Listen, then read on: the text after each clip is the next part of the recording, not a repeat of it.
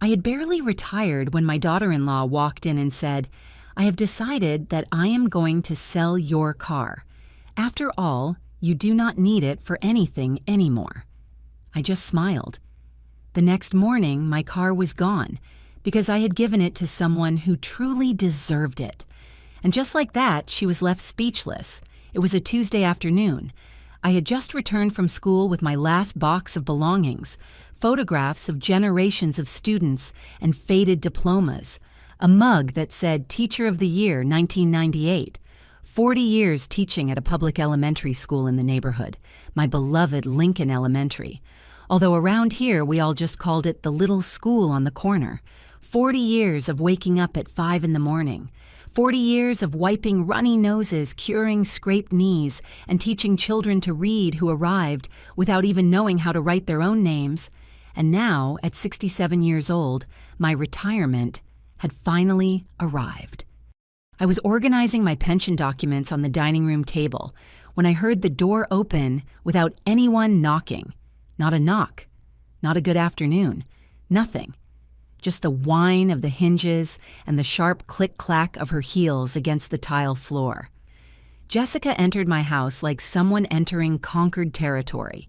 She was wearing that navy blue dress she always wears when she wants to look important. Her hair was pulled back in a bun so tight it looked like it was pulling her skin.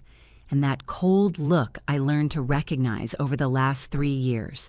That calculating, measuring look that evaluates what she can get out of every situation. She did not greet me.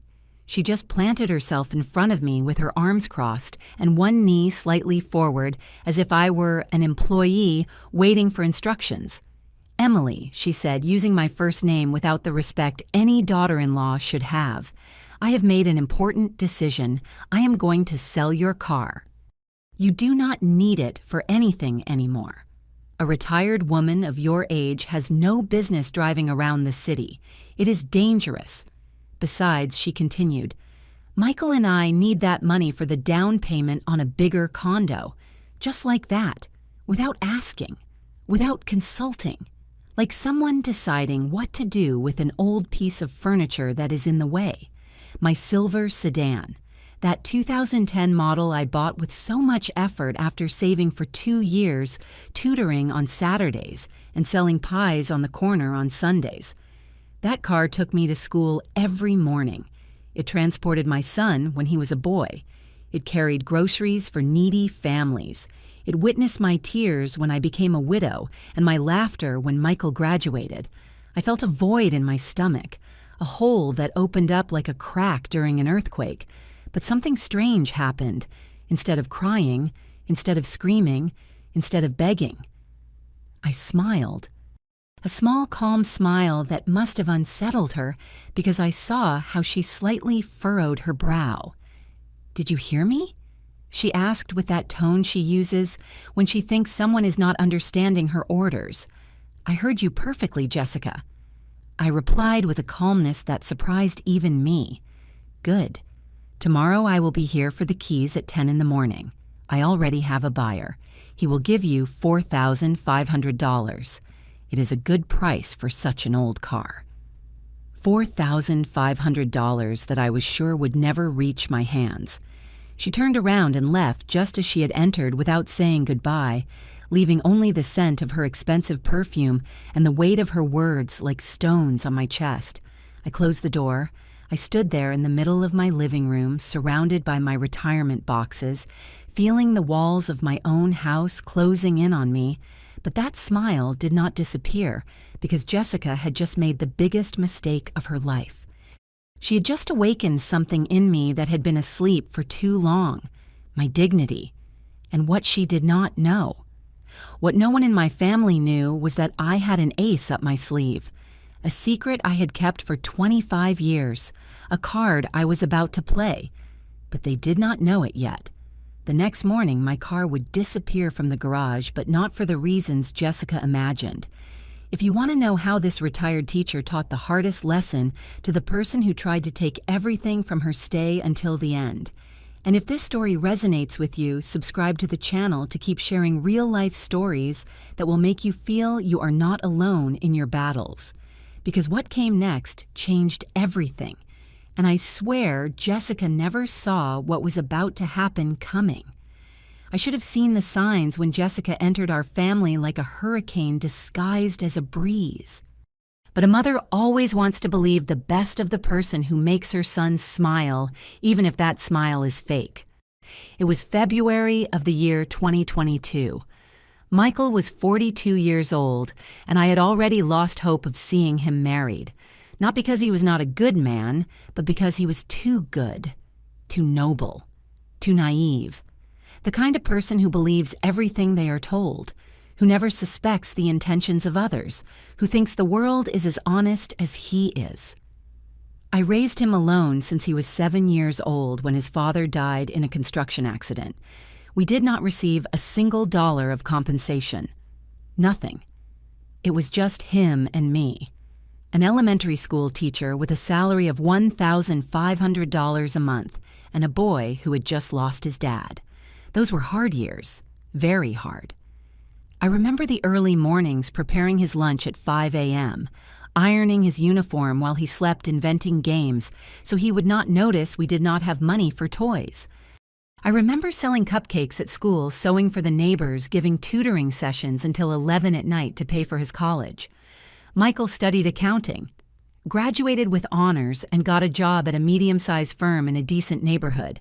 He did not earn much, around $3,000 a month, but he was stable, responsible, a good man, just very lonely. Until she arrived. Jessica appeared one day in April at his office. A health insurance saleswoman, 28 years old, almost 15 years younger than my son. Tall, thin, with that type of cold and intimidating beauty. Straight shoulder-length hair, perfectly manicured nails, clothes that made it clear she knew exactly the effect she caused. Michael introduced her to me 3 weeks later. I still remember that afternoon. I prepared a beef stew, mashed potatoes, and green beans. I set my embroidered tablecloth, the one I only used on special occasions. I wanted to make a good impression. I wanted her to see that my son came from a family with values from a warm home. Jessica arrived late, 40 minutes late. She did not even apologize. She sat at my table, looked at the stew as if it were something suspicious, and said, "Oh, I hardly eat. I am watching my figure." Michael laughed nervously. I swallowed the comment like someone swallowing glass. During that meal, Jessica did exactly 3 things. Checked her phone every 2 minutes, talked about how expensive everything was in the city compared to the big city she came from, and asked with a smile that did not reach her eyes if I had ever thought about selling my house. "You know, this area is appreciating a lot," she said, running her finger along the rim of her water glass. "A property like this, although small and let us say traditional, could be worth about $250,000, maybe more. Have you ever considered it, Emily? Emily? Not Mrs. Roberts, not Mom, just Emily, as if we were friends of the same age." Michael looked at her enraptured, as if every word out of her mouth were divine wisdom. I smiled politely and changed the subject. But that night after they left, I sat in my kitchen until 2 in the morning with a knot in my stomach that I could not explain. 6 months later, they got married. 6 months. Not even a proper courtship. Michael called me to give me the news like someone announcing they bought a new car. Excited. Rushed. Without letting me say a single word. "Mom Jessica is amazing. She makes me so happy. We are getting married at City Hall next Saturday. Something simple. Just you and 2 of her witnesses. Nothing fancy. Nothing fancy because they did not have money for a wedding. Or rather, because Michael did not have money. Because later I discovered that Jessica had debts. A lot of debts. Credit cards maxed out with designer clothes. A personal loan of $3,500 she never paid. And a history of jobs that lasted at most 6 months before she was fired or quit. But I did not know any of that yet. On the wedding day, I brought a homemade cheesecake. Jessica did not even taste it. She said it had too many calories. And from that day on, my son started to disappear. Not physically, but in essence. The Sundays he always came to dinner began to be less frequent. First every 2 weeks, then once a month, then almost never. When I asked him, he always had the same excuse. Jessica has plans, Mom. You know how wives are. No, I did not know. Because I was a wife, and I never kept my husband away from his mother. The calls that used to be daily turned into short text messages. Busy, Mom. Call you later. But he never called. And when I finally visited them in their rented 2-bedroom apartment in a middle-class neighborhood, I felt Jessica measuring every minute of my presence, like someone counting the seconds for an unwanted guest to leave. But that was not the worst part. The worst part was seeing how Michael repeated her words like a trained parrot. Mom, do not you think you should think about moving to a smaller place? Maintaining a house is a lot of work for a single woman. Mom Jessica says you should think about your future.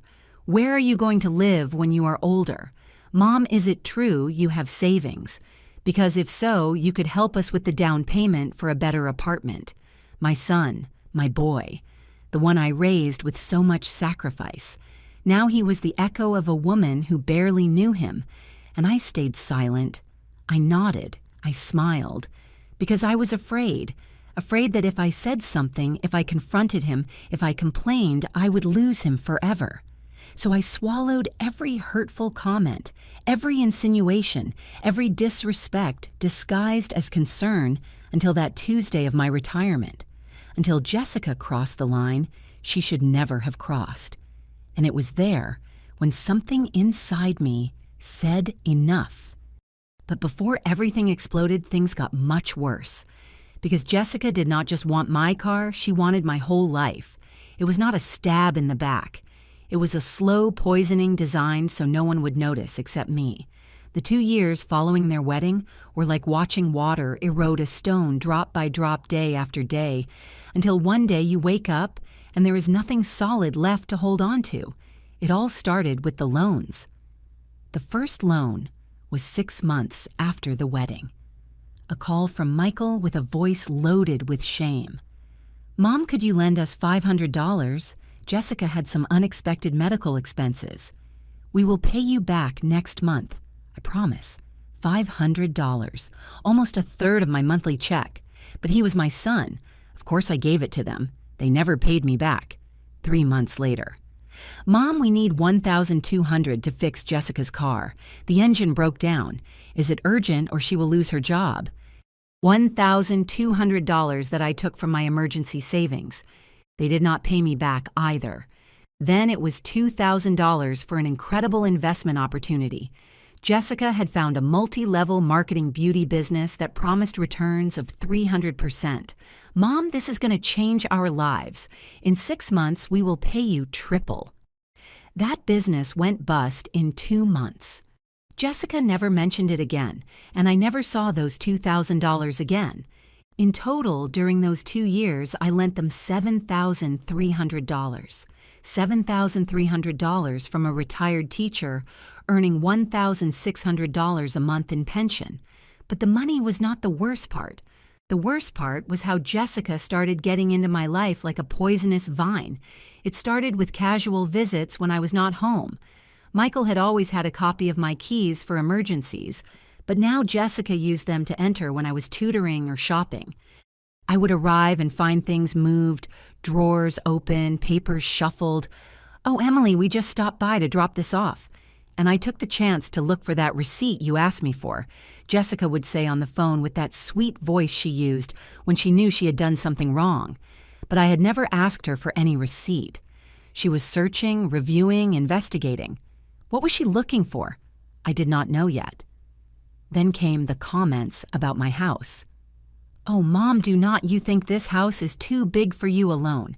It has 3 bedrooms and you only use 1. It is a waste. This area is dangerous for an older woman living alone. Have you thought about moving to a building with security? Safer, more practical. A 1-bedroom apartment would cost you $1,200 a month in rent, and you could sell this house. Imagine all that money in the bank. Money that casually she could help me manage." Michael sat there nodding like a puppet. The family Sundays that used to be sacred turned into interrogations disguised as conversation. "So how much do you get from your pension, Emily? Do you have life insurance? In whose name is it? Have you made a will yet? Because you should, huh?" At your age, you never know. At my age, as if I were 90 years old, I was 65. I was healthier than many women of 40. But for Jessica, I was already a useless old woman waiting to die. And Michael said nothing. He never said anything. The worst moment came one Sunday in November. We were eating chili that I had been preparing since 6 in the morning. Michael had seconds twice. Jessica barely touched her plate, as always, and then midway through the meal, she dropped the bomb. Emily, Michael, and I have been thinking. We believe it would be best for you, for your well-being, that you consider the option of moving to a senior living residence. My blood ran cold. A residence, I asked, unable to believe what I was hearing. Yes, she replied. But not just any. A good one where there are nurses' activities, people your age where you are not alone all day. It is the best for you. The best for me. No, the best for her. An empty house she could sell or rent. Mom. It is not a bad idea, Michael murmured without looking me in the eye. You would have more company. Company. Me who had spent 40 years surrounded by children, colleagues, parents. Me who had friends, neighbors, a life. They wanted to lock me up in a home as if I were already senile. I am not going to any residence, I said, with a firmness that surprised even me. This is my house. I bought it with my own work, and here I am, going to stay. Jessica pursed her lips. Michael lowered his gaze. They did not mention the subject again that day, but I knew they had not given up. In the following days, Jessica started a new strategy: humiliate me in public. At a family gathering at my cousin Helen's house, Jessica said in front of everyone, "Oh, cousin, take good care of Emily. You know how old people are. They forget things. The other day, she left the stove on and almost burned down the house. A lie. I had never left the stove on. But everyone looked at her with concern and at me with pity." On another occasion at the supermarket, I ran into a former colleague. Jessica, who had accompanied me that day to carry the bags, told her, "Mrs. Lucy, so good to see you. Hey, do not you know a good neurologist? Emily has been very forgetful lately. Michael and I are worried. I was not forgetful. My mind was clearer than ever. But Jessica was building a narrative painting me as a senile old woman who needed guardians. And the worst part, Michael did not defend me. He never defended me. One day I confronted him when he came alone to bring some medicine I'd asked for. "Michael, why do you let Jessica talk like that about me?" He stayed silent, looking at the floor like when he was a boy and did something wrong. "She does not speak ill of you, Mom. She is just worried. Worried. She is making it look like I am crazy. Do not exaggerate, Mom. Jessica loves you very much. She only wants the best for you, the best for me." That phrase again. In that moment, I realized something terrible.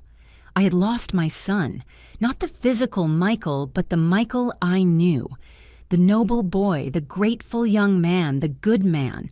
That Michael had been replaced by a stranger who repeated his wife's words as if they were absolute truths. That night I cried. I cried like I had not cried since my husband's death. Because losing a child to death is painful, but losing him while he is still alive is unbearable. And when I thought it could not hurt any more, the day of my retirement arrived. The day Jessica decided my car was no longer mine. That was the day something inside me died, and something new, something stronger was born.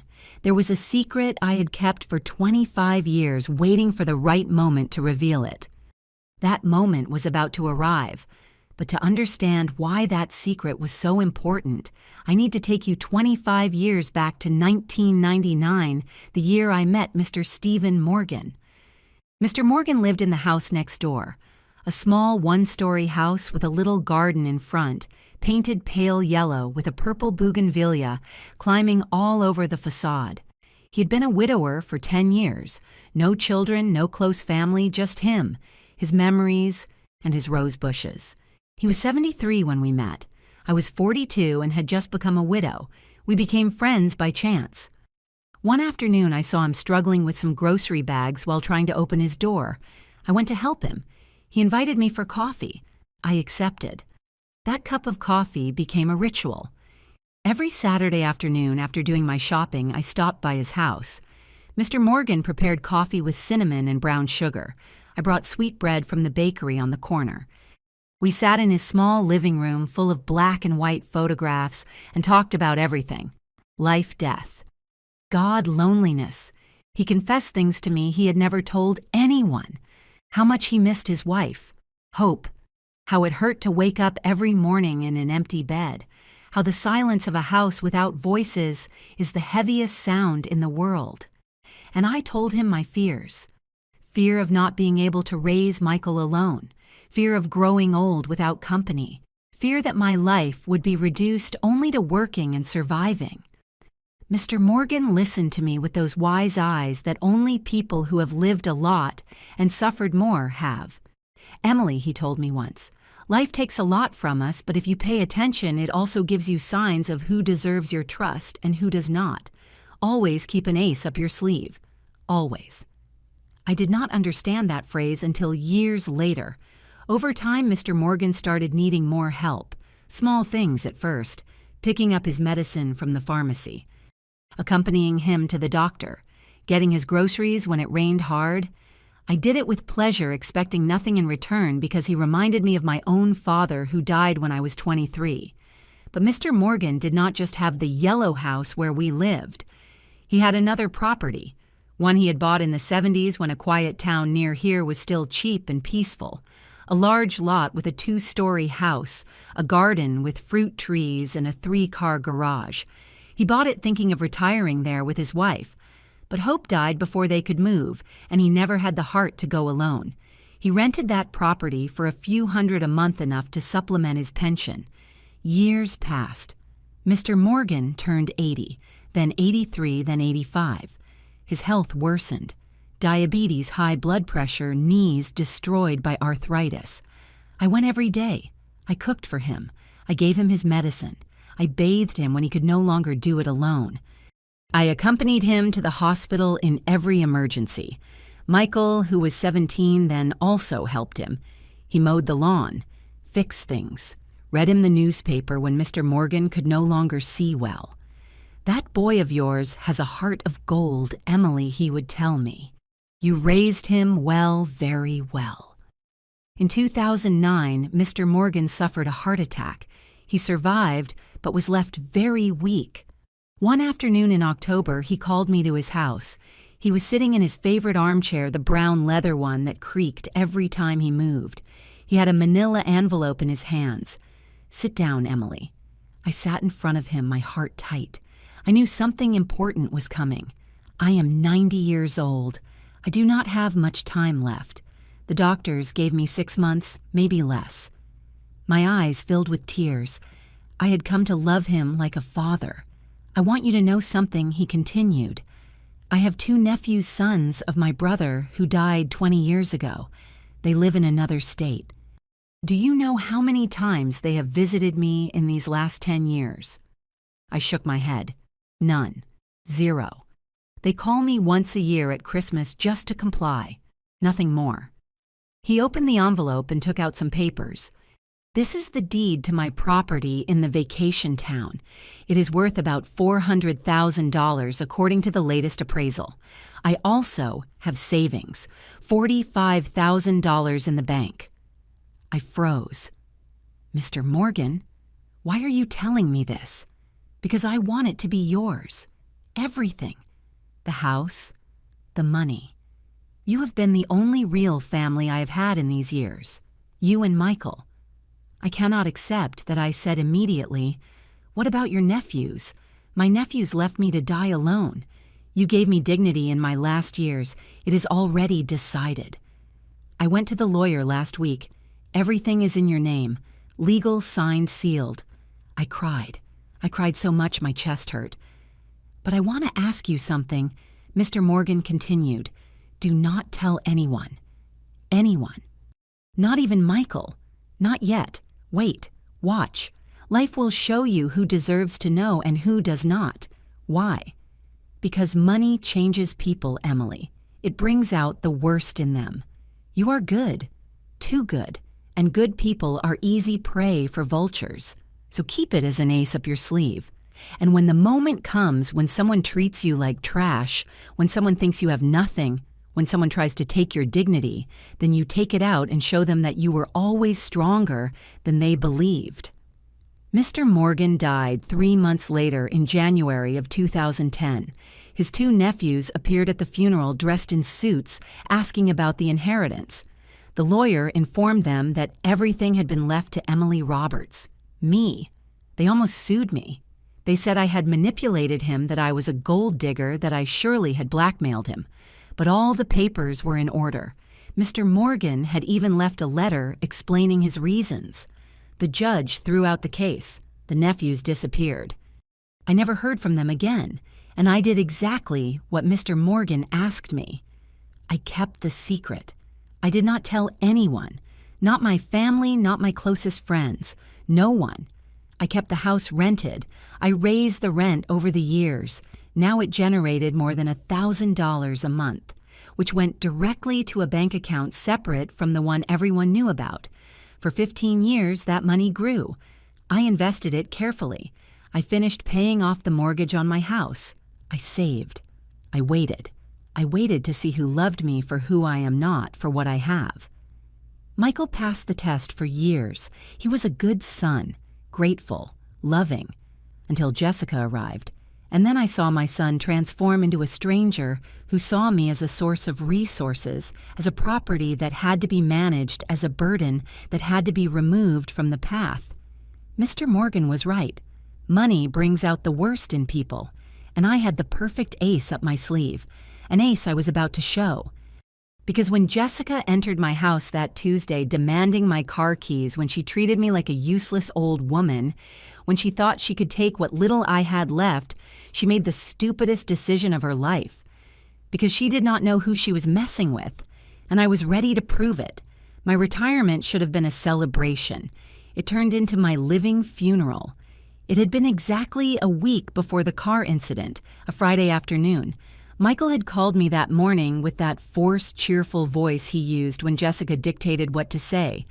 "Mom, we want to celebrate your retirement." Jessica is organizing a special lunch at our apartment this Sunday at 2. Do not be late, I should have suspected. But a part of me, that foolish part that still had hope, thought that maybe, just maybe, my son remembered who I was, what I meant to him, how naive I was. That Sunday, I got ready with care. I put on my sky blue dress, the one Michael had given me 3 years ago for my birthday. I applied soft pink lipstick. I combed my gray hair, which I now wore short at shoulder length. I wanted to look good, dignified. I brought a carrot cake I had been baking since 6 in the morning, Michael's favorite since he was a child. When I arrived at their apartment, I knocked on the door with my heart racing, hope mixed with fear. Michael opened. He gave me a quick mechanical hug. One of those hugs given out of obligation, not love. "Come in, Mom." The apartment smelled of supermarket rotisserie chicken, not homemade food. Jessica was sitting in the living room with her laptop open on the coffee table. She was wearing gray sweatpants and a white blouse. She had not even bothered to dress up for the celebration. She did not get up to greet me. "Hello, Emily. Leave the cake in the kitchen." Not a "what a nice cake," nor a "thanks for taking the trouble." Nothing. I left the cake in the kitchen and returned to the living room. I sat in the armchair the furthest from the two who were together on the main sofa, as if they were judges, and I the accused. Well, Mom Michael started clearing his throat nervously. "Jessica and I want to talk to you about something important." Jessica turned the laptop toward me. On the screen was an Excel sheet. Numbers, calculations, percentages. "Emily, we made a life plan for you so your retirement is more comfortable and secure." A life plan made by her without consulting me. "What kind of plan?" I asked, feeling my stomach tighten. Jessica smiled, that shark smile she used when she thought she had everything under control. "Look, we analyzed your financial situation. Your pension is $1,600 a month, right?" I had not told that amount to anyone. How did she know? Then I remembered my retirement papers, the ones I was reviewing last Tuesday when she entered without knocking. She had seen them, probably took photos. "That is correct," I replied with a cold voice. "Good. So here is the plan," she pointed at the screen. "First, we are going to sell your car. It is a 2010 sedan. According to the quotes I got, we can get $4,500 for it. It is not much, but it helps." "Wait," I interrupted. "We are going to sell. Who is we?" "Well, you obviously," said Jessica impatiently, as if I were stupid. "But we are going to help you with the paperwork because you do not understand these things." I took a deep breath. I still said nothing. "Second point," she continued. "Your pension, $1,600. It is a good income for a single person, but we believe you should contribute to the family. Michael is your only son. He took good care of you. You raised him, but now it is time to give back. Give back." As if raising a child were a commercial transaction, we propose that you donate 60% of your monthly pension to help us. That is $960. You would be left with $640 more than enough for your basic expenses if you live modestly. $640 to pay electricity, water, gas, phone, food, medicine, emergencies. And exactly how would that help me? I asked. "How would you be helping your family?" Emily, replied Jessica with that condescending tone used with small children. "Michael and I need to save for the down payment on a bigger condo. We want to have children soon. Your future grandchild is going to need space." Future grandchild. Using a baby that did not even exist as emotional blackmail. Michael looked at the floor. Coward. A complete coward. Third point. Jessica printed a sheet and handed it to me. "We need you to sign a power of attorney. It is just for safety. In case something happens to you, Michael will be able to handle your legal and financial affairs without complications. A power of attorney. Full access to my house, my accounts, my documents. And if I do not want to sign." Jessica let out a fake, uncomfortable little laugh.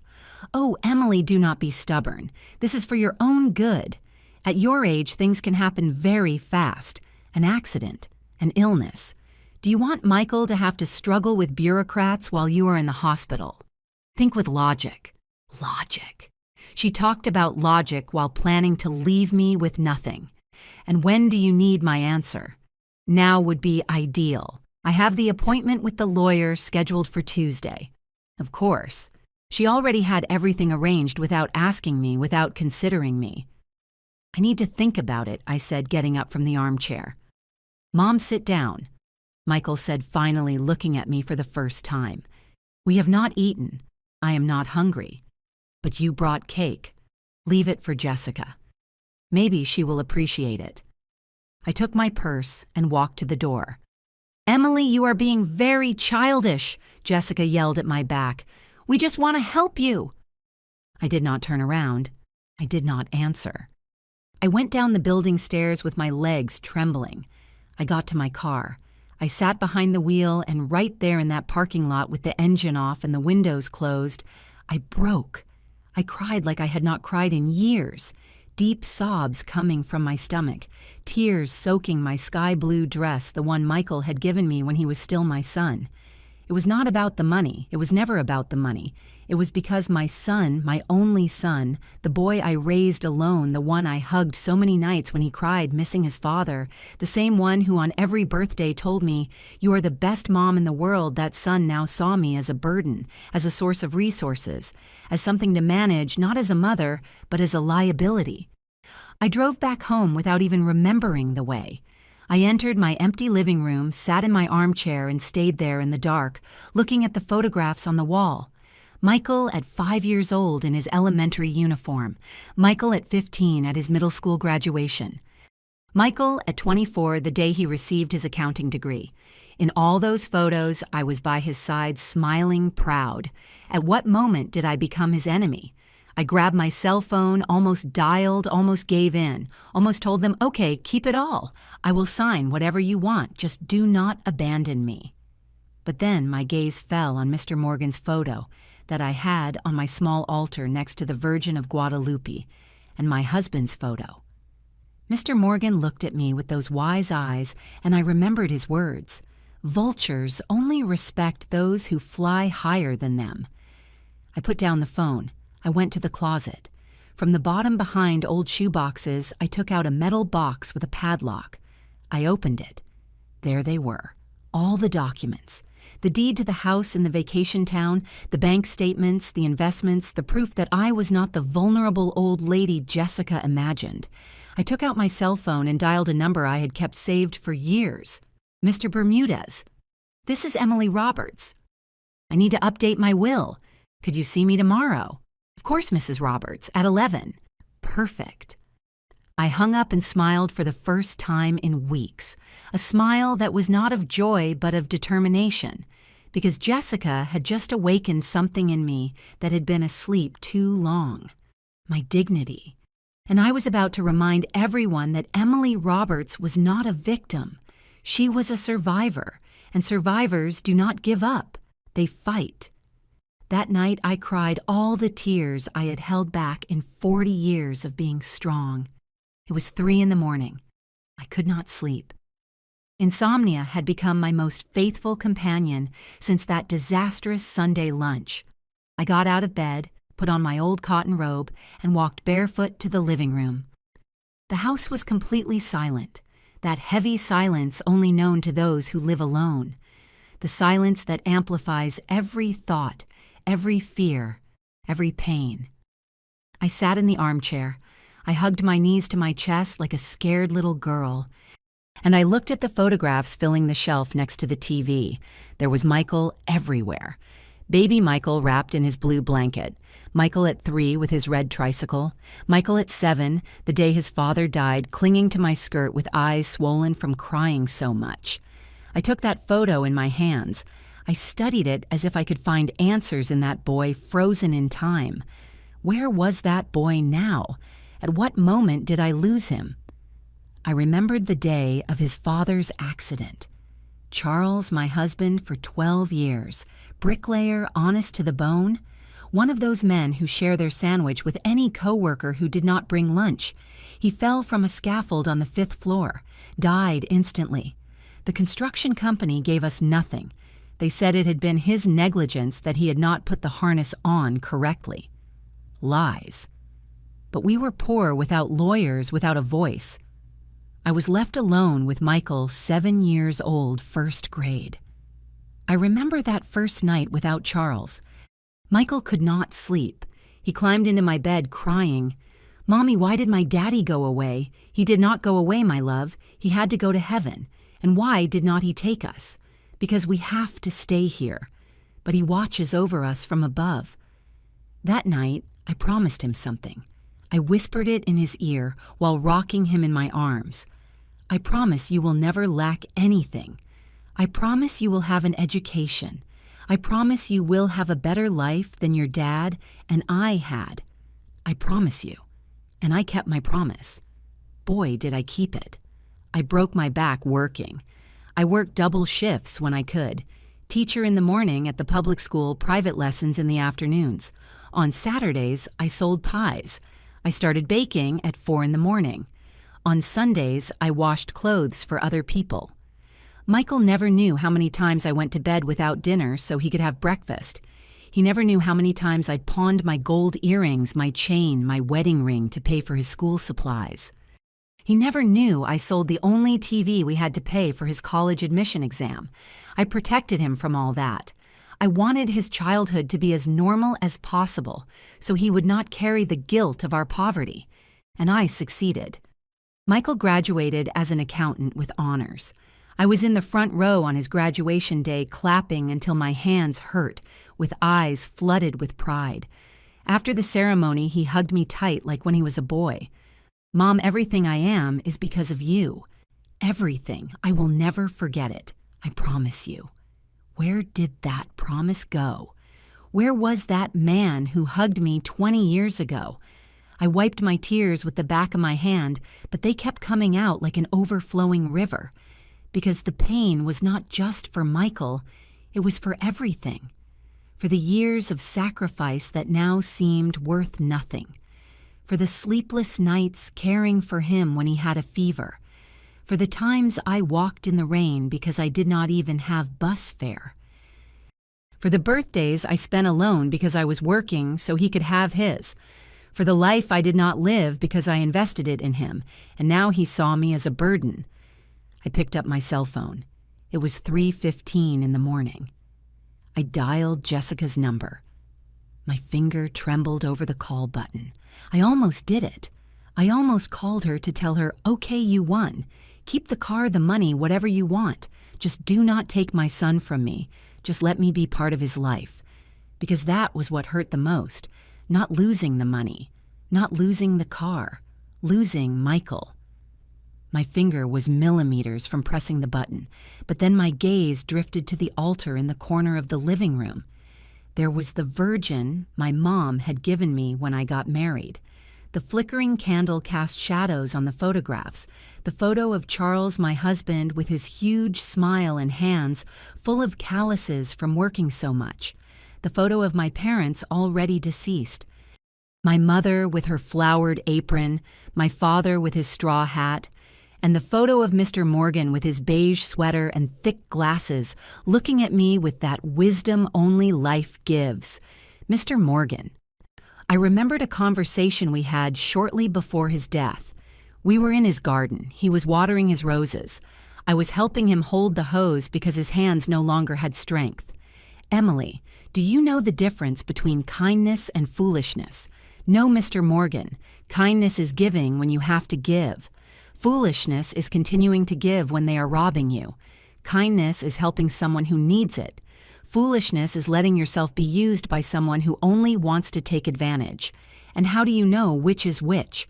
When someone you claim to love treats you worse than a stranger, there you have your answer."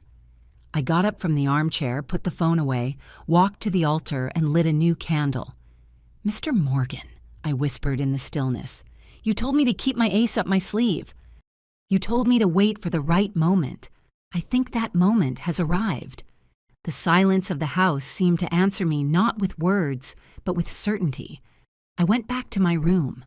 From the closet, I took out the metal box. I opened it on the bed. Documents. The proof of my true net worth. The deed to the house now valued at $400,000. The bank statements, $45,000 saved in 15 years. The rent records, more than $1,000 a month for the last 10 years. I took a calculator and started adding up everything Jessica and Michael did not know existed. The total left me breathless, more than $445,000. Me, the useless retired teacher. The old lady who needed help managing her affairs. The woman they wanted to force to sign a power of attorney to control her. I had almost $500,000 and they had no idea. A part of me, the weak part, still felt guilty.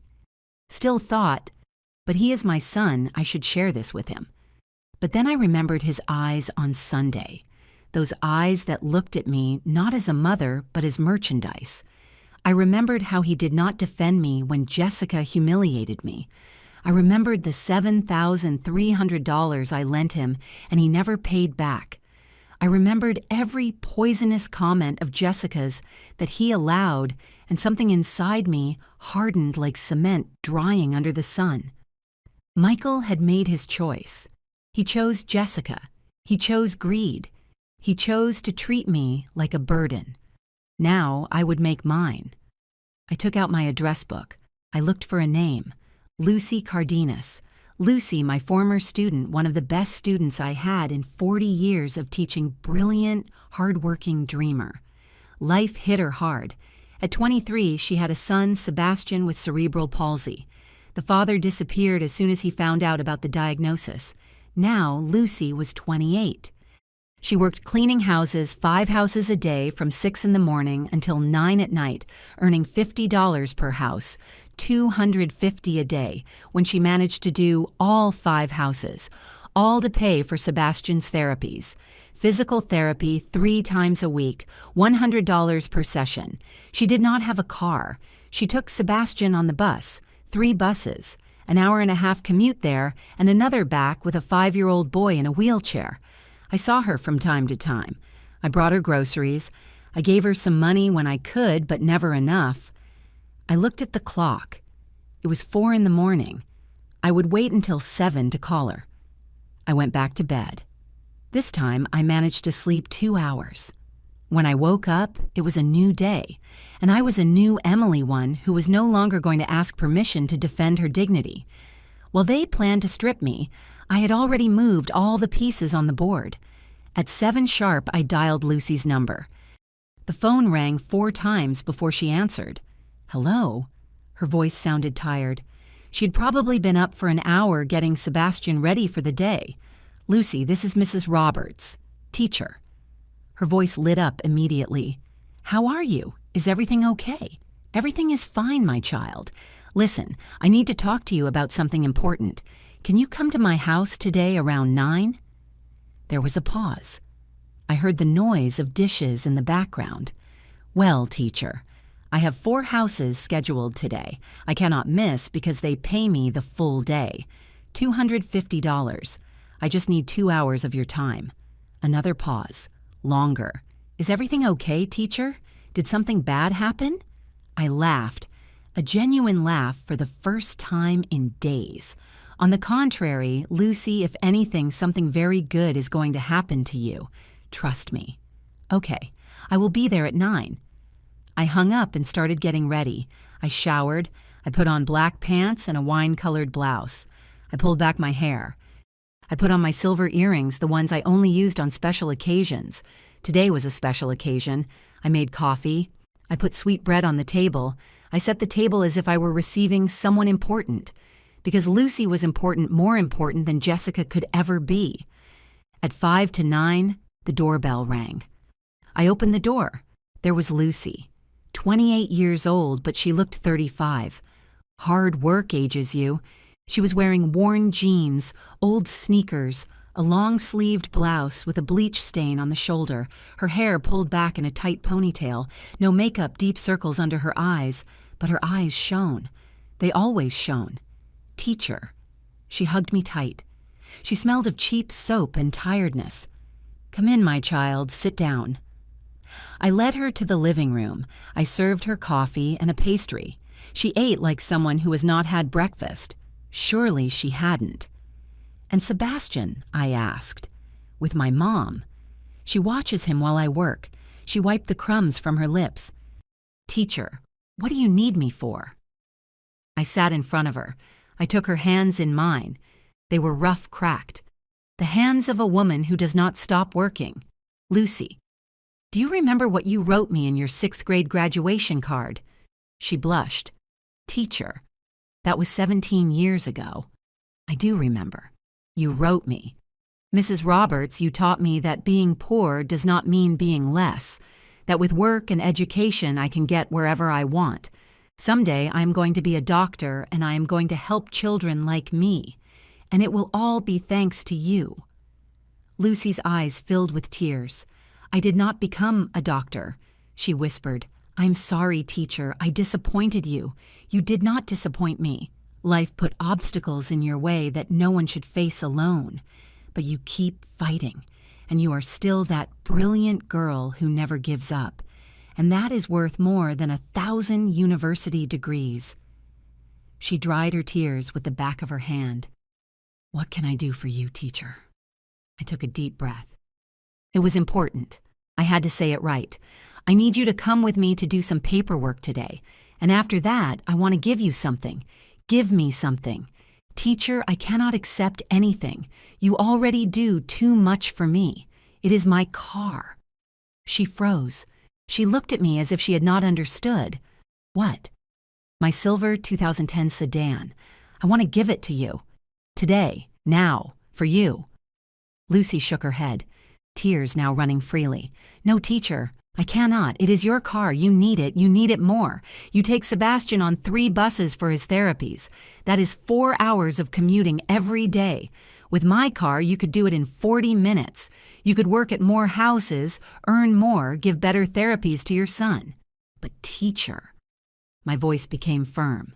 Listen to me well. For 40 years, I was a teacher. I taught hundreds of children. Most forgot about me. Some remember in December, send me a little Christmas message, and that is it. But you have always been there. When I got pneumonia 3 years ago, you came every other day to bring me soup. When I turned 65, you were the only former student who brought me a cake. Every Teacher's Day you send me flowers, even though I know sometimes you do not even have money for your own expenses." She was sobbing now. "It is because you were the only one who believed in me, teacher. When everyone said I was a dumb girl from a poor neighborhood, you told me I was intelligent. You got me the scholarship for middle school. You gave me books. You taught me that I was worth something. And now I want this car to teach you something else. That in this world there are still people who give without expecting anything in return. That unconditional gratitude still exists. That your value does not depend on what you have, but on who you are." I hugged her while she cried on my shoulder. 30 minutes later, we were at the DMV. The paperwork was surprisingly fast. $300. I paid without blinking. In 2 hours, the car was legally in Lucy Cardenas's name. I handed her the keys. She took them with trembling hands.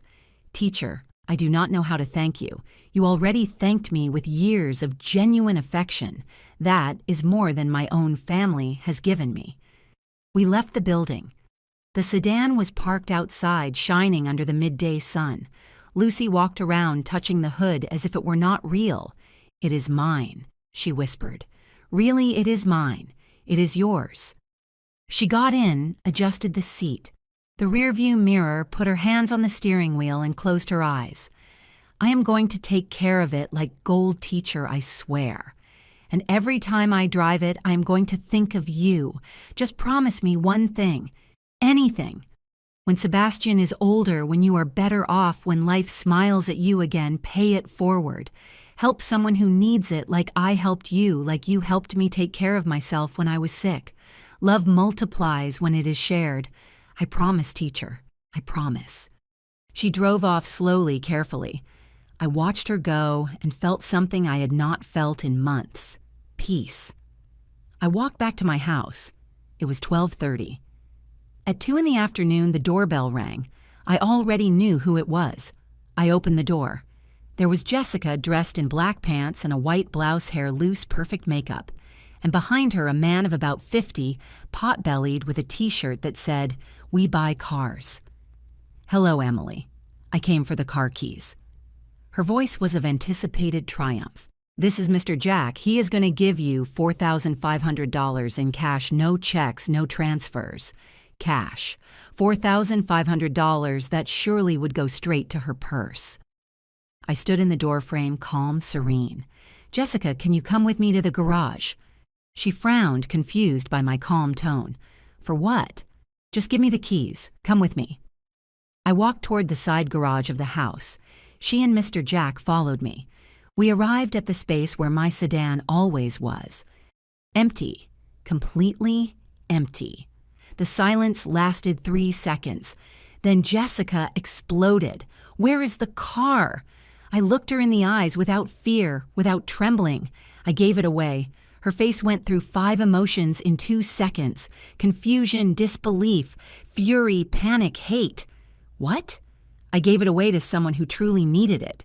Someone who actually deserves my generosity. You are crazy. That car was worth $4,500. It was my car. I decided what to do with it. Mr. Jack cleared his throat, uncomfortable.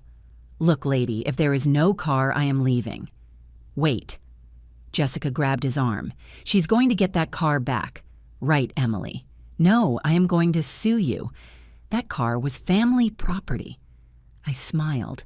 That smile that was now my weapon. It was never family property, Jessica. It was my private property.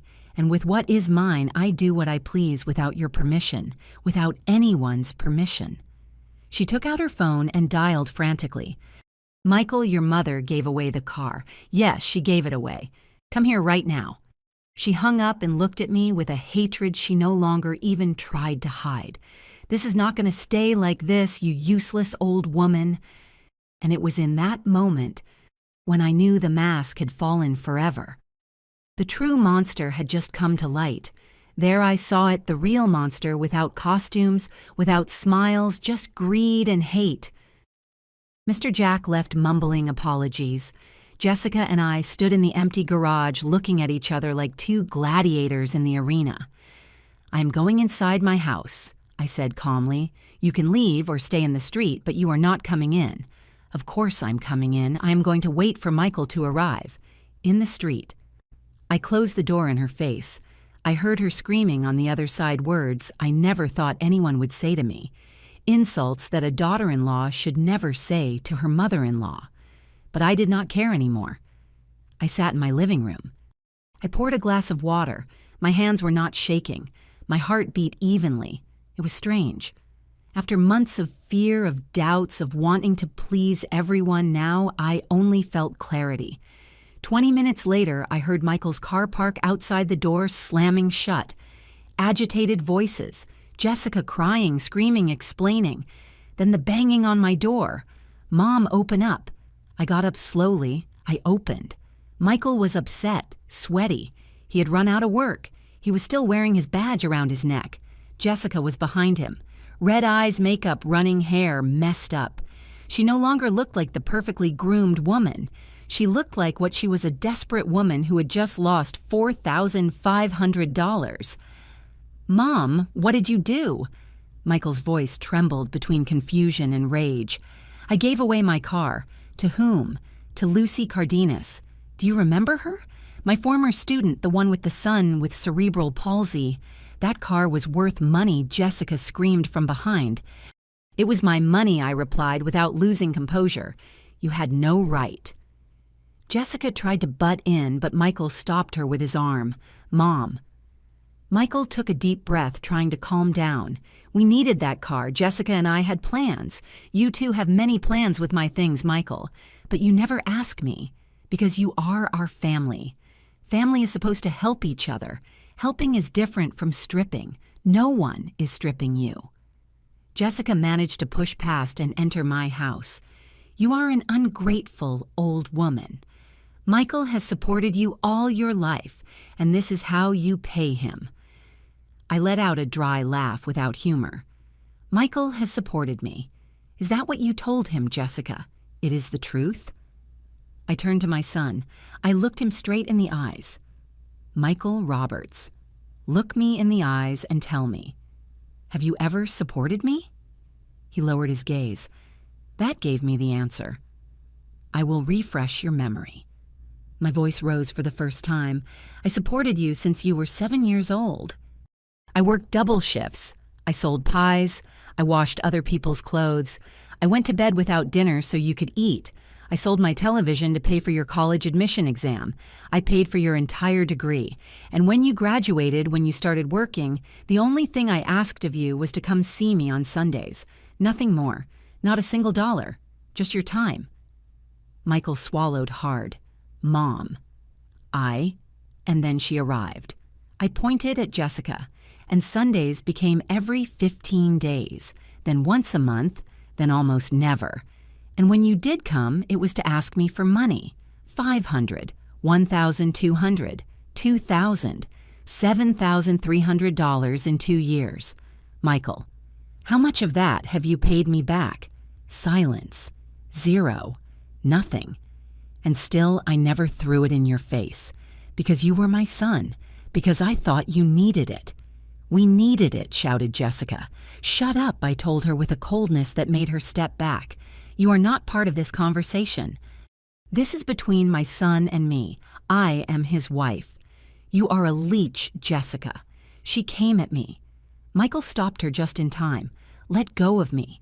This old woman needs someone to tell her the truth." My truths, I approached her without fear. "Do you want truths, Jessica? I am going to give you truths. I know that when Michael met you, you had $3,500 in credit card debt. I know you were fired from 3 jobs in 2 years. I know the beauty business I put $2,000 of my savings into was a pyramid scheme you knew was going to fail." "How?" Her face turned pale. "Because I am not the idiot old lady you think. Because I hired a private investigator 6 months ago when you started hinting about the power of attorney because my instinct told me something stank. And I was right. I took a folder from the bookcase. I opened it in front of them. Photographs, documents, bank statements. These are your current debts, Jessica. More than $12,000. What have you been spending Michael's salary on? While you go to beauty salons and expensive restaurants with your friends. Michael took the folder. His hands trembled as he turned the pages. Jessica, is this real? I can explain. And this. Michael pointed to another photo. Who is this man? It was a photo of Jessica in a coffee shop with a man of about 35 holding hands. It is my cousin. Your cousin lives in another state, Jessica. You said so yourself. This man is named David Sierra. He is a bank manager, married with 2 children, and your lover for 8 months. The silence was absolute. Michael let the folder drop. He looked at her as if he had never seen her before. Are you cheating on me? No. That photo is taken out of context. Your mom is lying. The investigator has 23 more photos and videos in hotels, in his car, in apartments rented by the hour. Jessica looked at me with a hatred so pure I could almost touch it. Why, whispered Michael with a broken voice. Why did you marry me if you did not love me? Jessica did not answer. I answered. Because she thought you were a fool with a rich mother. She thought I had properties, savings, inheritances. She thought if she married you, she could manipulate you to take everything from me. That is why the constant visits. That is why she searched my drawers. That is why the power of attorney. That is why she wanted to sell my things, put me in a home, make me disappear. Lies. Jessica was hysterical. It is all lies from this resentful old woman. Resentful. My voice returned to 0. I would be resentful if I had stayed silent, if I had signed your power of attorney, if I had allowed you to lock me in a home while you kept my house. But I am not resentful, Jessica. I am intelligent, something you never were. She lunged at me again. This time, Michael could not stop her in time. She pushed me. I fell onto the sofa. Go to hell, you bitter old woman. This is all your fault. If you were not so selfish, if you had given us what we asked for, none of this would be happening. Michael grabbed her by the arms and pulled her back. Get out of here. Get out of my mom's house. Let go of me. I said, get out. He literally dragged her to the door. She screamed, cried, kicked. Michael, do not do this to me. I love you. She is lying to you. She wants to separate us. He put her out on the street and closed the door. Jessica pounded from outside, screaming profanities, threatening, crying. Michael leaned against the door, breathing with difficulty, eyes full of tears. And then he broke. He let himself fall to the floor, back against the door, head in his hands. And he cried, like he hadn't cried since he was a boy. Sorry, Mom, he sobbed. Forgive me. What did I do? What did I do? I sat on the floor next to him. I put my hand on his back. And for the first time in months, I felt my son had returned. But the pain was barely starting to heal. And the revelations were not over yet. It was then that I took out the manila envelope I had been holding for years. Michael was still on the floor, crying with his face in his hands. Outside, Jessica had stopped screaming. I heard her car start tires screeching against the pavement as she drove away. I stood up slowly. My knees protested.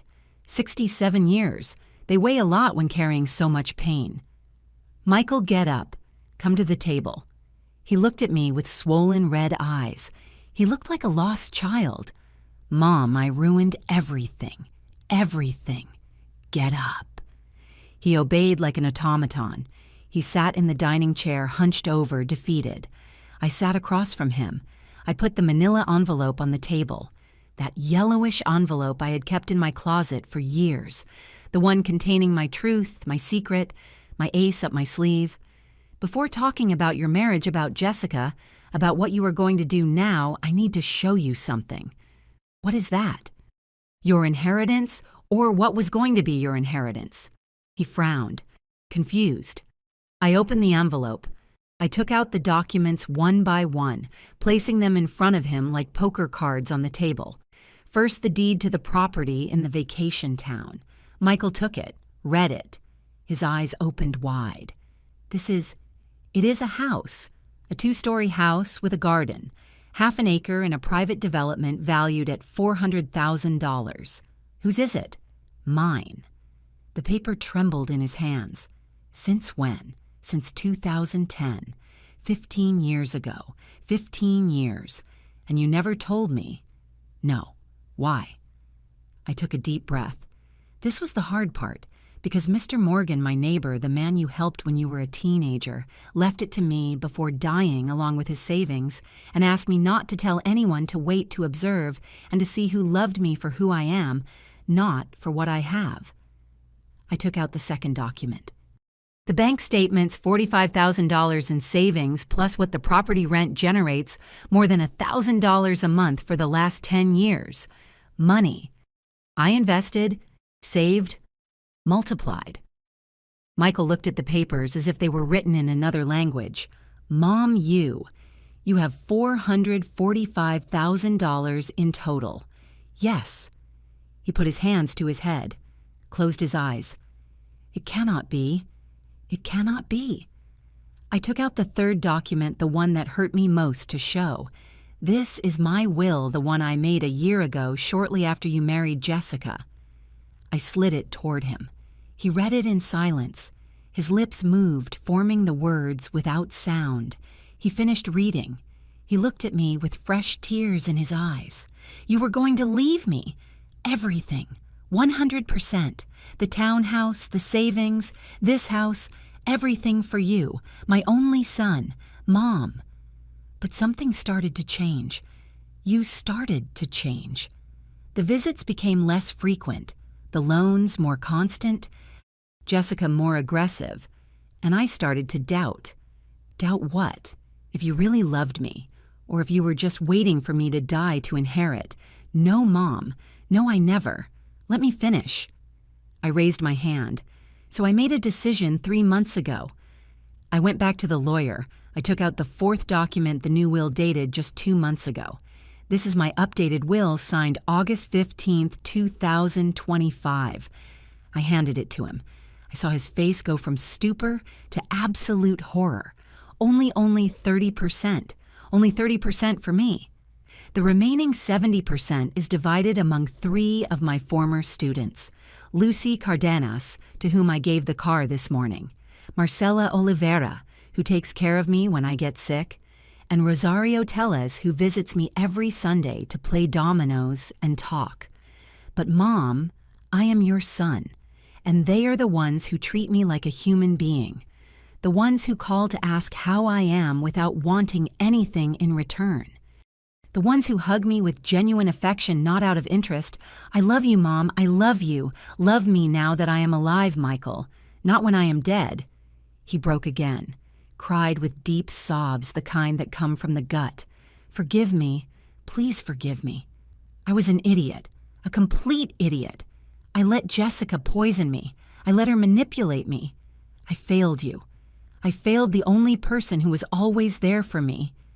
I stood up, went around the table, Neil at his side, ignoring the pain in my knees. I took his face in my hands like when he was a boy and needed me to look him in the eyes. Michael, look at me. He opened his eyes, those eyes identical to his father's. I forgive you, really, really, because you are my son, because I love you, because I know the Michael I raised is still in there buried under Jessica's lies. But what? Forgiving does not mean forgetting. Forgiving does not mean everything goes back to how it was before. Forgiving means I am not going to carry the resentment. But trust that has to be rebuilt. And it takes time. The time you need, Mom. Whatever you need. And that will is not going to change. Not for now. I need to see actions, not words. I need to see that you really learned the lesson. He nodded, wiping tears with the back of his hand. And Jessica. Jessica is your problem, not mine. You decide what to do with your marriage. But I am going to tell you something. A woman who cheats on you, who uses you, who manipulates your mother. That woman does not love you. She never loved you. I know. Now I know. He stayed there looking at the documents scattered on the table. My whole financial life exposed, all my secrets revealed. For years, I thought you were a poor teacher barely surviving on your pension, he said finally with a hollow voice. And it turns out you are a millionaire. I am not a millionaire, Michael. I am a woman who learned to be cautious, who learned that money gives you options, but it does not give you love. Who learned that sometimes you have to keep secrets to protect yourself from your own family, from anyone who sees you as a resource, not as a person. A long silence, just the ticking of the wall clock. What do I do now, Mom? Now you go to your house. You are going to think things over well. You are going to decide if you want to continue with Jessica or not. And you are going to start building your own life without depending on me, without expecting my money. Just you. Are you going to let me see you? When you want, but with rules. You call me before coming. You do not bring Jessica unless I authorize it, which is not going to happen soon. And you come because you want to see me, not because you need something. I accept, whatever it is. He got up. I did too. We hugged, a long, tight hug, one of those that say everything words cannot. I love you, Mom. I really love you. And I love you, my boy, always. He left with slumped shoulders, defeated but awake. I saw his car drive away through the window. I sat in my favorite armchair. Silence. My empty, quiet house for the first time in years. That silence did not feel heavy. It felt like peace. I picked up the phone and called Lucy. Teacher, how is the car? Teacher, you have no idea. Sebastian is so happy, he cried with joy. We made the trip to therapy in 35 minutes before it took us 3 hours. I smiled. A warm, genuine smile. I am so glad, my child. Teacher, are you okay? You sound different. I am perfect, Lucy. For the first time in a long time, I am perfect. I hung up. I looked toward the altar. Mr. Morgan watched me from his photograph. You were right, old friend. Vultures only respect those who fly higher than them. And today, I flew. That night, I slept 9 hours straight. Without nightmares, without insomnia, just peace, because I had recovered something more valuable than $400,000. I had recovered my dignity, and no one never again was going to take it from me. I did not seek revenge. I sought to teach them what they never learned, the value of respect. 2 weeks passed since that day. 2 weeks of absolute silence from Jessica. 2 weeks of daily calls from Michael, awkward and nervous at first, then increasingly genuine. Good morning, Mom. How did you sleep? Did you eat breakfast? Do you need me to bring you anything from the store? Today I remembered that it is the anniversary of Dad's death. I am going to take flowers to the cemetery. Do you want to come with me? Small gestures, genuine attempts to reconnect. I responded with caution. With affection, yes, but with clear boundaries. Good morning, son. I am fine. I already ate breakfast. Thank you, but you can come for coffee if you want.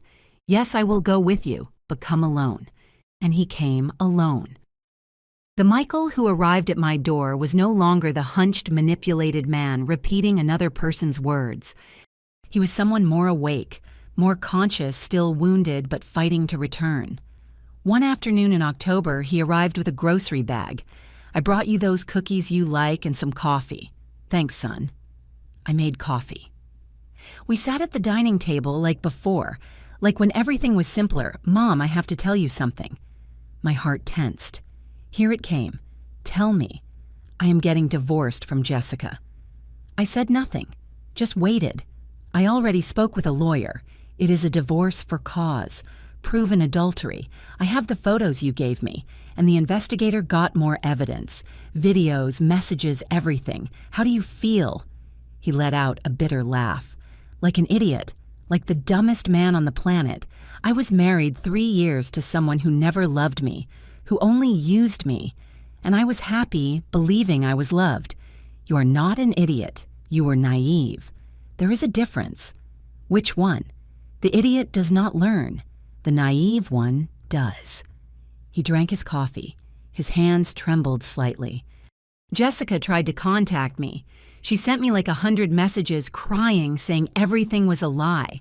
that you invented the photos, that this David is just a friend, that I am the love of her life. And what did you tell her? Nothing.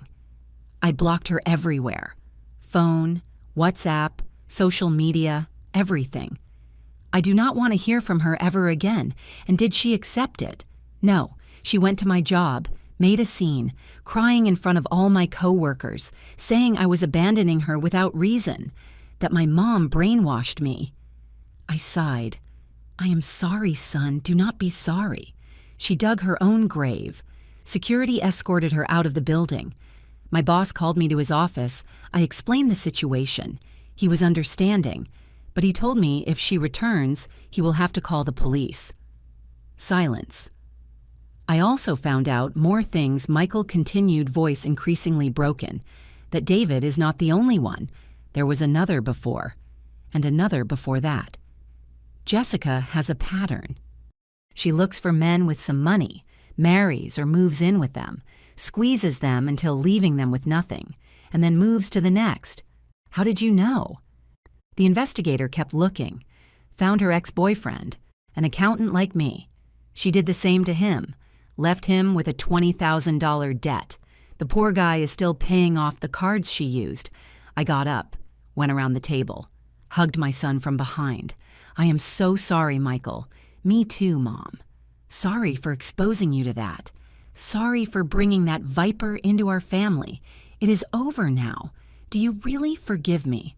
I told you already. I forgive you. But trust takes time. He nodded against my shoulder. 3 weeks later, a Saturday morning, someone knocked on my door. I opened. Jessica. But not the groomed, perfect, controlled Jessica. This was another woman. Unwashed hair in a messy bun, no makeup, deep circles, dirty jeans, old hoodie. Emily, what do you want? To talk, please. Just 5 minutes. Everything in me said to close the door, but something, maybe curiosity, maybe the need to close the circle, made me take a step back. 5 minutes at the door. You are not coming in. She stayed on the threshold looking at the floor. I came to apologize. I do not believe you. It is the truth. I know I messed up. I know I ruined everything. I know I never should have treated you how I treated you. Is that all you came to say? I came to ask you to talk to Michael, to tell him to give me another chance, that I have changed, And there it was. The real reason. I am not going to do that. Emily, please. He listens to you. If you tell him to forgive me, he will do it. Exactly. He listens to me. That is why I am not going to ask him to do something that will destroy him again. I love him. No, you love what he represents. Stability. A fool easy to manipulate. Access to me. To my money. That is not true. Then why were you unfaithful? Why did you use him? Why was every conversation you had with me to get something out of me? Silence. She had no answer. Jessica, I am going to tell you something, and I want you to listen carefully. My voice was firm. My son deserves someone who loves him for real, who values him, who does not see him as a means to get money. You never were that person, and you never will be. You are a bitter old woman who cannot stand seeing her son happy. And there it was again, the true monster. Without masks, my son was not happy with you. He was your prisoner. He chose me, not you, and now he has stopped choosing you. Live with it. I closed the door. She screamed from outside. Poisonous words, empty threats. This is not going to stay like this. You are going to regret it. I listened no more. I turned up the radio volume. 10 minutes later, she left. She never returned. The divorce was finalized 3 months later in December 2025. Michael did not give her a single cent. She could not fight. Adultery was proven. The last I heard of her was that she moved to another state, with another man, another accountant, another naive soul. Some people never learn. But it was no longer my problem. My problem was rebuilding my relationship with my son. And little by little, visit after visit, Coffee after coffee, we began. Michael started coming every Sunday, alone, asking for nothing, just to talk. He told me about his job, about his plans, about how he was learning to live alone. It is weird, Mom. I have never really lived alone.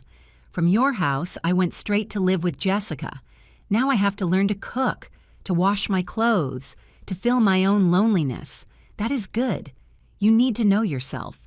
Do you think someday I can trust someone again? Yes. But first, learn to trust yourself, in your instincts, in your value.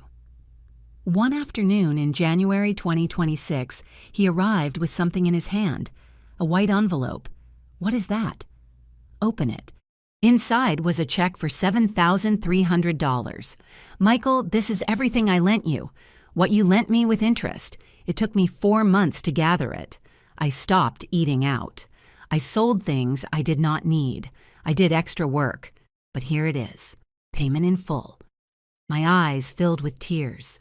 You did not have to do it. Yes, I did. Because when one borrows, one pays back. That is how you taught me. And I had forgotten. I hugged him tight. I am proud of you. I do not deserve it yet, but I am going to deserve it. I promise you. And he kept his promise. In the following months, Michael transformed.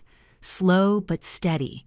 He started therapy, learned about toxic relationships, about codependency, about boundaries.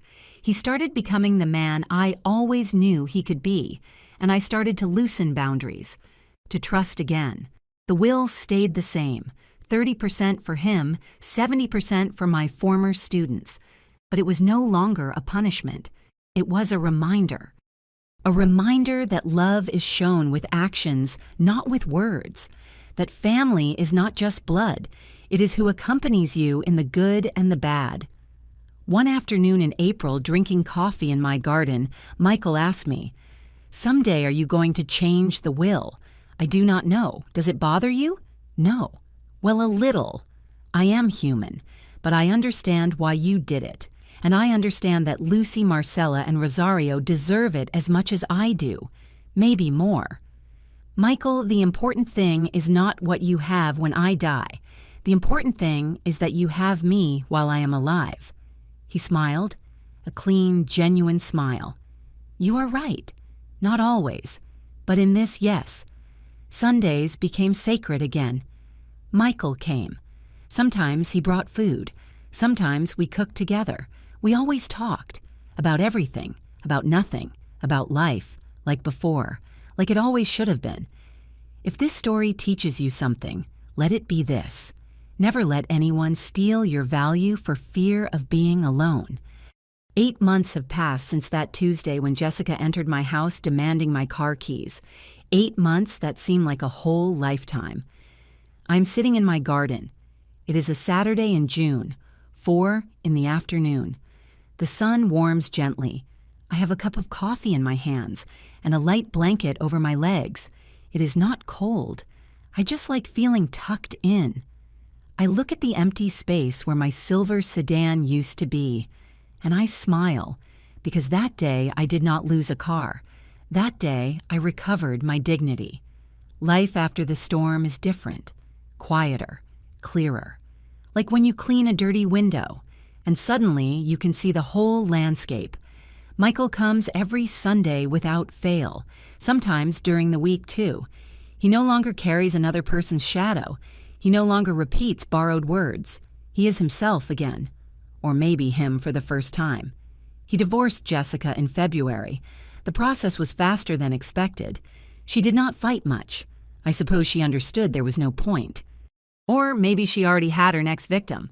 My son now lives alone in a small one-bedroom apartment. He cooks, washes his clothes, pays his bills. He is learning to be a complete man, not half of someone. Mom, he told me 2 weeks ago while we were washing dishes together. I think I was never really an adult until now. I always depended on someone, on you. Then on Jessica. I never learned to be alone. And how does it feel? Terrifying, but also liberating. I hugged him with hands full of soap. The will stays the same. 30% for Michael, 70% for Lucy, Marcella, and Rosario. And do you know something? That decision no longer hurts me, because those 3 women have given me more love in these 8 months than many people in their whole life. Lucy comes every 2 weeks. She brings Sebastian, who now walks a little better, thanks to constant therapies that she can pay because she no longer wastes 4 hours daily on public transport. He is 6 years old. He calls me Grandma Emily. Every time he does, my heart overflows. The car is still perfect. Lucy takes care of it like a treasure. She washes it every week, does punctual services. She says that car changed her life, and I know it is true. Marcella, another former student, is a nurse. She comes to measure my blood pressure every week. She never charges me. She says it is the least she can do for the teacher who paid for her high school uniform, when her family could not. Rosario is the youngest, 25 years old. She studies law at the public university, works part-time and studies part-time. She comes every Sunday afternoon, after Michael leaves, and we play dominoes until 8 at night. We talk about everything, about her dreams, her fears, her disastrous boyfriends about whom I give advice, which she never follows. She makes me laugh like no one else. These 3 women are my family, not because they share my blood, but because they shared my life when no one else wanted to. The townhouse, the escape house remains rented. That money I now use in another way. Scholarships for alumni without resources, groceries for families in need, medicines for elderly neighbors without a pension. Mr. Morgan left me that money to protect me. Now I use it to protect others. I think he would be proud. Sometimes I see his photograph on my altar and speak to him as if he were listening. You were right, old friend, about everything. Money brings out the worst in people, but it can also bring out the best when you use it well. You taught me to fly higher than the vultures, and I did. My pension is enough for me. I live alone without luxuries, but without lack as I have always lived. The difference is that now no one tells me what to do with my money, how to live my life, or treats me like a burden. And that is priceless. Sometimes I wonder what would have happened if that day I had given in, if I had given the car keys to Jessica, if I had signed the power of attorney, if I had accepted donating 60% of my pension. Today, I would be living on $600 a month in some cheap nursing home without a car, without autonomy, without dignity. Michael would still be married to Jessica, being her puppet, unhappy without knowing it. And I would be dying while alive. But I did not give in. That day I smiled, and that smile changed everything, because it was not a smile of defeat. It was a smile of strategy, of power, of someone who has an ace up her sleeve and is ready to use it. Now, sitting in my garden, drinking my coffee and feeling the warm sun on my face, I realize something. I am 67 years old. Statistically, maybe I have 15 or 20 good years of life left, maybe less, maybe more, nobody knows. But this I do know. I am going to live those years, surrounded by those who value me, not those who calculate my value. I am going to live free, independent owner of my decisions. I am going to die with dignity, not as a victim, but as a survivor. And if this story I have told you serves for something, if you can take away a single lesson, let it be this. Never ever allow anyone to make you feel less than what you are worth. It does not matter if it is your son, your daughter-in-law, your husband, your family, whoever. If someone treats you like a nuisance, like a burden, like a resource, get away, because staying out of fear of loneliness is dying while alive. And believe me, loneliness is better company than people who despise you. Learn to keep your aces. You do not have to show everything you have, everything you know, everything you are worth. Wait, observe, and when the right moment comes, when someone believes they can strip you, that is where you show your true power. Michael has changed for real. He has changed. I see it in his eyes, in his actions, in the way he talks to me now. Will I change the will someday? Maybe yes, maybe no. The important thing is that now he understands that my love is not measured in money, that my value as a mother does not depend on what I leave him, that I am not a bank, I am his mother. And mothers deserve respect, always. I finish my coffee, the sun begins to set. Soon it will be time to prepare dinner.